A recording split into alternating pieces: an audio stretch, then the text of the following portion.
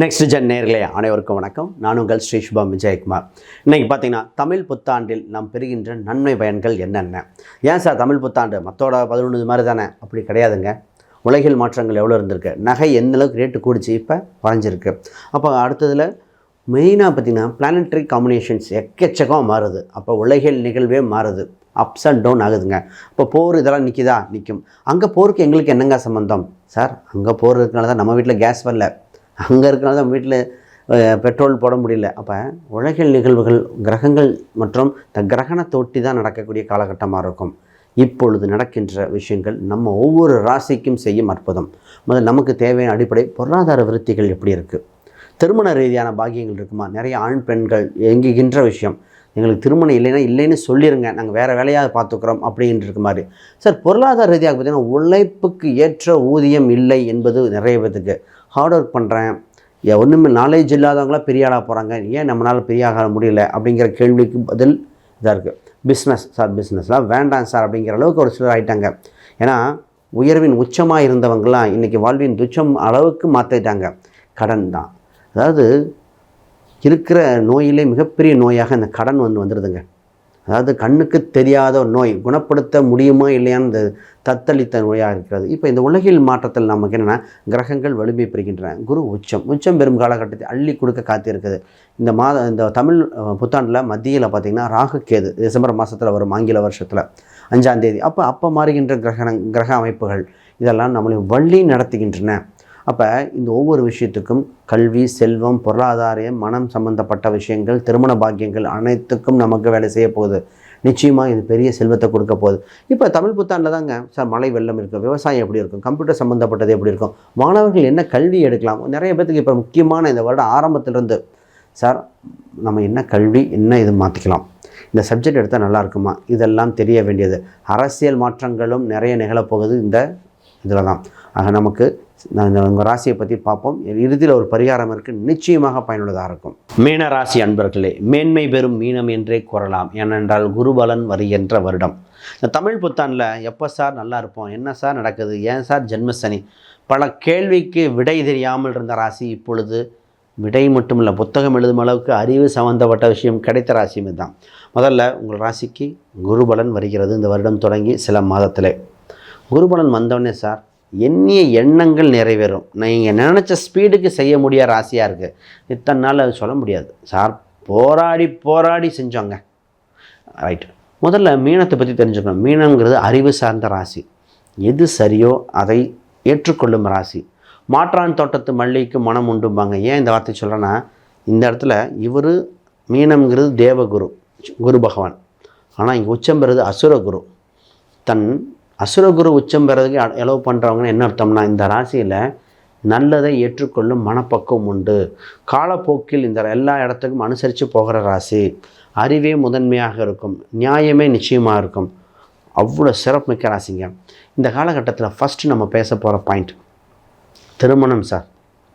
திருமணத்தை தள்ளி போனது, தன் தகுதிக்கு குறைவானவற்ற ஏற்பட்ட அவமானங்கள், இது 2 பாயிண்ட் தான். ஃபஸ்ட்டு திருமண யோகம் உண்டு, திருமண குருபலன் உண்டு. பிரிந்த கணவன் மனைவிகள் ஒன்று சேர வாய்ப்புகள் உண்டு. கணவன் மனைவி பார்த்திங்கன்னா ஆளுக்கு ஒரு பக்கம் இருக்கும், நான் ஒரு பக்கம் இருக்கேன், அங்கே இருக்கோம், ஒன்றும் பண்ண முடியலைங்க, சூழ்நிலை எப்படி ஆயிடுச்சுங்க. அப்போ கணவன் மனைவி ஒன்று சேர, காதலன் காதலிகள், பிரிந்த காதலன் காதலிகள் ஒன்று சேர, குடும்ப விருத்தி அடைய, இது போன்ற கால சூழ்நிலைகள் இந்த ராசிக்கு வந்திருக்கு. திருமணத்தில் எப்போவுமே பார்க்கும்போது சார் நட்சத்திர பொருத்தம் மட்டும் பார்ப்பாங்க, இன்னும் பார்த்துட்டு வராங்க. நட்சத்திர பொருத்தம் மட்டும் பத்தாதுங்க. 10 பொருத்தம் இன்றைய காலகட்டத்துக்கு 10வது பொருத்தம். எங்க கிரக ரீதியாக பார்க்கும்போதே பத்த மாட்டேதுங்க. என்னென்னு சொல்கிறேன் பாருங்கள். 2, 7, 11 இந்த கிரக அமைப்பு பார்த்துட்டு இருந்தோம் இத்தனை நாளாக. ஆனால் இப்பொழுது 4ஆம் வீட்டை பார்க்கணும். அதுக்கு 4ஆம் வீடு பார்த்தோம், 12ஆம் வீட்டை பார்க்கணும். நாடுங்கிறத கல்வி. ஒரு படிக்காத ஆண்மகனை கட்டிக்கொள்ள இல்லை படிக்காத பெண்ணை கட்டிக்கொள்ள ரெடியாக இருப்பாங்களா? 4ஆம் இடம்ங்கிறது உடல் ஆரோக்கியம். உடல் ஆரோக்கியம் வரணும் தேவையில்லையா? 4ஆம் இடம் சொத்து. அவங்க ஸ்டேட்டஸ் என்ன இன்றைக்கி சூழ்நிலைக்கு பார்க்குறாங்க. இப்போ 4ஆம் இடம்தான் தான் இருக்கின்ற நிரந்தரம் அப்படின்னு குறிக்கின்ற விஷயங்கள், தான் பெறுகின்ற சுகஸ்தானங்கள். அப்போ இன்றைய காலகட்டத்தில் திருமணத்தை தீர்மானிக்க 4ஆம் இடம் முக்கியமாக இருக்கின்றன. 12ஆம் அதிபதி தாம்பத்தியம், அந்யூன்யம், கணவன் மனைவிகள் இரண்டும் பெறுகின்ற சுகங்கள். ஏன்னா எல்லாரும் 6ஆம் வீட்டை வலுப்படுத்துகிறோம், அதுக்கு நிவர்த்தி ஸ்தானம். இப்படி திருமண பொருத்தம் போட்டால் தாங்க ஜெயிக்கும். இப்போ திருமணக்கு உண்டான காலகட்டம் வந்திருக்கு, இதை பாருங்கள். அடுத்த முக்கியமாக உங்கள் ராசிக்கு 9ஆம் இடம் குருபலத்தில் நிறைய பேர் தொலைதூர பயணங்கள், வெளிநாட்டு சம்பந்தப்பட்டது, புதிய ஒப்பந்தங்கள், தந்தை வழி உறவில் ஆதாயம் உண்டு, இறை அருள் கிட்டுகிற சூழ்நிலைகள். நிறைய பேர் இறைவன் சம்மந்தப்பட்டதில் பார்த்துட்ருப்பாங்க, கோயிலுக்கு நிறைய பண்ணியிருப்பாங்க, அதெல்லாம் இப்பொழுது தான் அனுபவிக்கிறீங்க. எப்பொழுதுமே சனிச்சந்திரன் வந்தாலே புணர்ப்பும்பாங்க. ஆனால் புணர்ப்பும் சொன்னால் டெக்னாலஜிப்போம், புதிய டெக்னாலஜி, அரசியல், அரசாங்க, சினிமா துறை, ஒரு துறையில் இன்னொரு துறைக்கு கற்றுக்கொள்ள சனிச்சந்திரன் எப்பவுமே கிடைக்குது. அப்போ அந்த மாதிரி புதுசாக உங்கள் ஃபீல்டில் அப்டேட் ஆகிறீங்க. நிறைய மாணவர்களை பற்றி பேசுவோம். மாணவர்களாக இருக்கிறவங்களுக்கு மிகப்பெரிய இதாக இருக்குது, எங்கே படிக்கலாம், என்ன படிக்கலாம். இதே இந்த மீனராசி தன் குழந்தைகள் நினச்சி, என் குழந்தைக்கு என்ன சப்ஜெக்ட் சொல்லித்தரலாம், படித்து பெரிய ஆயிடுவானா, செலவு பண்ணலாமா, மேனேஜ்மெண்ட்டாக, பொதுவாக ஜாதக ரீதியாக பக்கம் மேனேஜ்மெண்ட்டாக என்ன கோட்டாலாம் பார்த்து பண்ண வேண்டிய சூழ்நிலையில் இருக்குது. அண்ணா யூனிவர்சிட்டியாக ஜேஇஆன்னு நீட்டாக இதெல்லாம் பார்த்து தான் போட வேண்டியது. அப்போ ஒரு நல்ல இது கிடைக்கக்கூடியது. சார் வேலைக்கு இந்த ராசி தான் சார், இந்த ராசி தன் சம்பளத்துக்கு தகுதிக்கு கீழே செஞ்ச ராசி இந்த ராசி தான். 6ஆம் இடத்தில் கேது என்ன பண்ணுறதான் தடைகளாக கொடுத்துட்டு இருந்தது, தன் பிறந்த விட்டு வெளியே கொடுத்தது. இப்பொழுது தொழிலில் இம்ப்ரூவ்மெண்ட், கௌரவம், கையிருப்பு சம்பந்தப்பட்டது, குடும்ப பொறுப்புகள், நிர்வாகங்கள் மேல் நோக்கி வருகிற சூழ்நிலைகள். உங்கள் ராசிக்கு 12ஆம் இடத்தில் இருந்த ராகு பகவான் உடல் உபாதைகள், சின்ன அவமான பேச்சுக்கள் கொடுத்ததெல்லாம் மாறி இப்பொழுது நல்வழி பேச்சாக வருகிறது. அப்போ கையிருப்பு பணம் அதிகரிக்கும், சொந்தங்கள் சபைகள் முன்னாடி நல்லபடியாக இருக்கக்கூடியது. அந்த ராசி செக்லீஃப் சம்மந்தப்பட்டது, பணம் கொடுத்து ஏமான்ற ராசியில் இது பல பேர். சார் பணம் கொடுத்தா வரல, பணம் செக்லீஃப் கொடுத்தா மாட்டிக்கிட்டோம், பவர் கொடுத்து இடம் போச்சு, இப்போ அதெல்லாம் சரி செய்ய வேண்டியது. தன் சொத்துக்கள் சம்மந்தப்பட்டதை பாருங்கள். ஆக மொத்தம் இந்த ராசிக்கு இவ்வளோ விஷயத்தையும் கரெக்ட் பண்ண வேண்டியது. ஏன் சார் இவ்வளோ விஷயம், அத்தனை அனுபவிச்சிருக்கீங்க. அப்போ திருமண யோகம் உண்டு, சொத்து சுகம் யோகம் உண்டு, வேலையில் மாறுதல் உண்டு, தொழில்துறையில் பார்க்கலாம், தந்தை வழி சொத்துக்கள், தந்தை வழி விஷயத்தில் அனுகூலமாக இருக்கின்றன. உடல் உபாதைகளிலிருந்து மீண்டு வர வாய்ப்புகள் பிறந்துவிட்டன. ஆக நல்ல காலம் பிறந்திருக்குது. தமிழ் புத்தாண்டில் வளர்ச்சிகரமாக பயன்படுத்தி கொள்ளுங்கள். இப்பொழுது நீங்கள் முருகர் சம்பந்தப்பட்ட வழிபாடுகள் நிச்சயமாக தேவை. மந்திரங்கள் வழிபடுத்த வேண்டிய காலகட்டம் வந்திருக்கு. குறிப்பாக நீர் உள்ள ஸ்தலத்துக்கு சென்று வந்தால் உங்கள் வாழ்வில் திருப்பம் ஏற்படும். அனைவருக்கும் வணக்கம், வாழ்த்துக்கள். அன்பர்களே, இத்தனை நேரம் பார்த்தீங்கன்னா கோச்சார பலன்கள் தமிழ்னு பார்த்தோம். இப்போ கூட கோச்சார பலனோடு தசாபுக்தியும் லக்ன அமைப்பும் மற்ற கிரக அமைப்பும் எடுத்தால் இன்னும் துல்லியத்தை நோக்கி போகலாம். பொதுவாக எப்போவுமே ஜாதக ரீதியாக பார்க்கும்போது பார்த்திங்கன்னா அவ்வளோ பலன்கள் வந்துகிட்டே இருக்கும்.